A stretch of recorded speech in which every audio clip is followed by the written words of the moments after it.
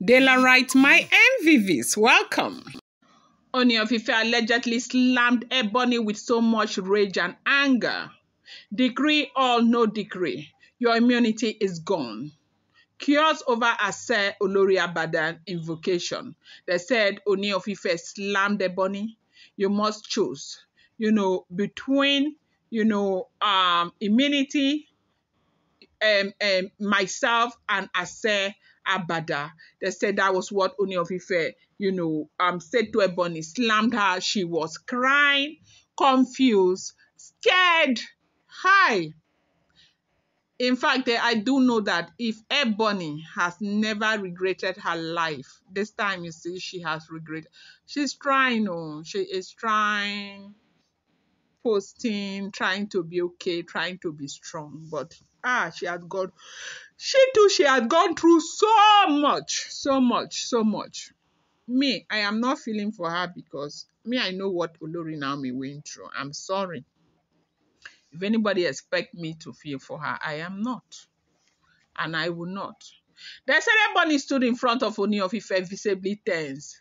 She was tense, looking tired, breathing heavy. She had come into the palace with her family holding on to the claim of Àṣẹ Olórí, insisting that the decree should protect her immunity and keep her from facing the punishment the Ooni had announced. She had expected the Ooni to be bound by tradition and to at least hesitate before removing her immunity. Instead, what she got was the exact opposite. What the family was trying to do actually was just to buy some time. But this did not go well. It didn't work for Ebony. It backfired, it backfired double times. It backfired. Either ways, it would have affected Ebony so much. They said the Ooni's face was hard, his voice was deep and heavy, the kind of tone that left no room for argument. He looked directly at Ebony and told her plainly that decree or no decree, her immunity was gone. He said there was no power in Àṣẹ Olórí Abeda that could cover someone who had broken trust, disrespected the throne, and acted against him. He reminded her that the elders had already sat down, reviewed the matter, and declared that the decree did not apply in her case because of her actions in the past. Ebony tried to defend herself.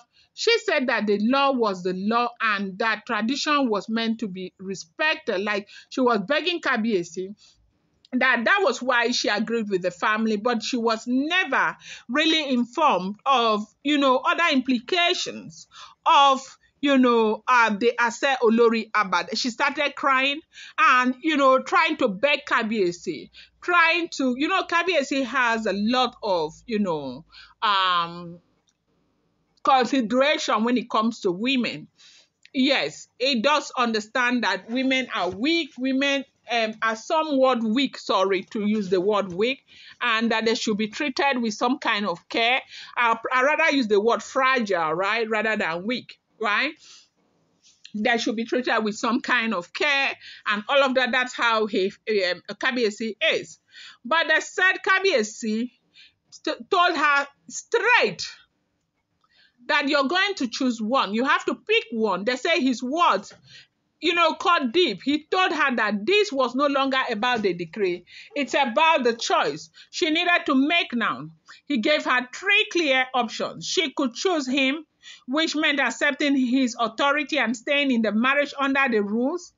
She could choose her, immunity not to be removed and stay on her own, which meant publicly denouncing him, leaving his palace and never using his name again.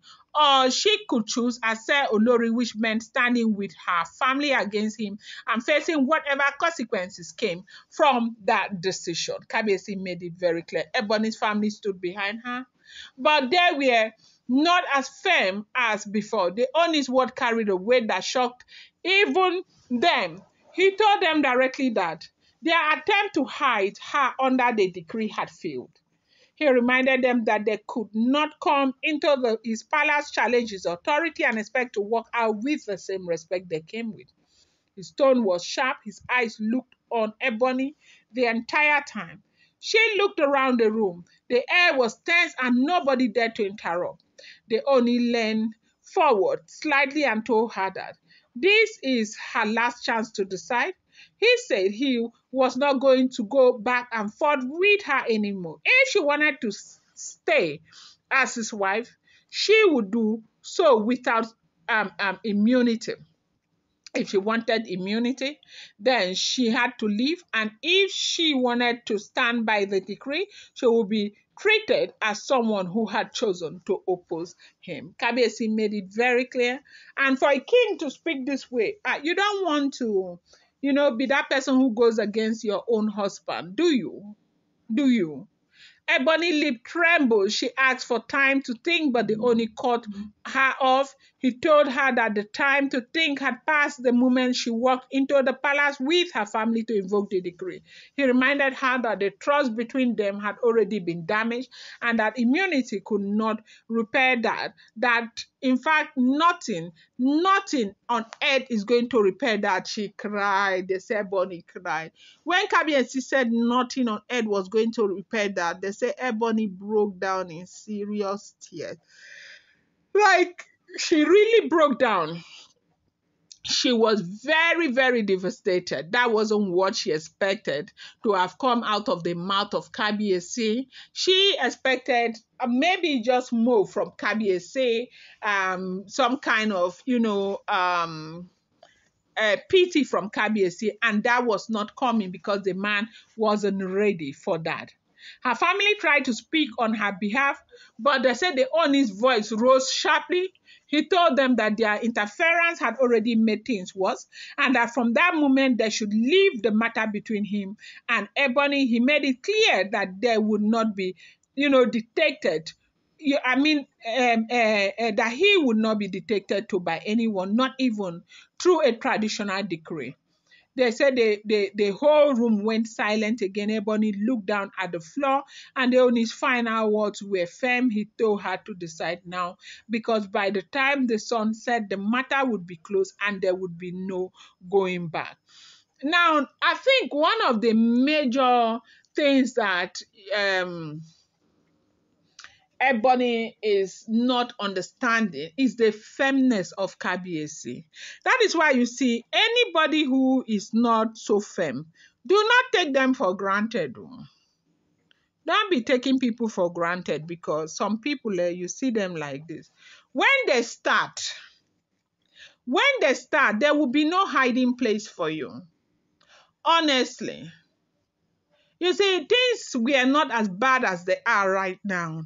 But every time Ebony tries to manipulate the situation, things get worse. And right now, I think she understands that, the one favor that she can do herself is to try and, do what the Ooni of Ife wants her to do, because things are not looking good for her at all.